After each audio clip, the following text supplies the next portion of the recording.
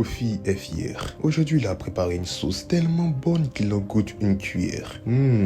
Il manque un peu de sel. Il remet la même cuillère dans la marmite. Une deuxième fois, une troisième fois, la sauce est parfaite. Mais il est fatigué. Alors il oublie un petit détail. Il laisse la marmite toute la nuit sur la table. Le lendemain, Kofi soulève le couvercle. Une odeur bizarre. La sauce a tourné. Kofi regarde la cuillère. Je le savais, c'est encore cette cuillère en fer. Non, en réalité, le métal n'est pas le coupable. Le vrai problème, c'est que des bactéries ont pu être introduites dans la sauce. Par exemple, via la salive. Si on remet une cuillère déjà utilisée dans la marmite et surtout, la sauce est restée toute la nuit à température ambiante. Pour les bactéries, c'est un hôtel 5 étoiles. Elles commencent alors à se multiplier une par une. On appelle ça la scissiparité. Une bactérie devient 2, 2 bactéries deviennent 4, 4 bactéries deviennent 8, 8 bactéries deviennent 16 et ainsi de suite. En microbiologie, si une bactérie double toutes les 20 minutes, le nombre après un temps donné peut être estimé par la formule n égale à n indice 0 fois 2 exposant n, où n indice 0 est le nombre de bactéries au départ et petit n est le nombre de divisions. Imagine qu'une seule bactérie se retrouve dans la sauce. Après 10 divisions, il y en a déjà 1024. Après 20 divisions, plus d'un million. Après 30 divisions, plus des milliards. Ces micro-organismes peuvent produire des substances qui modifient l'odeur, le goût et parfois rendent les aliments impropres à la consommation.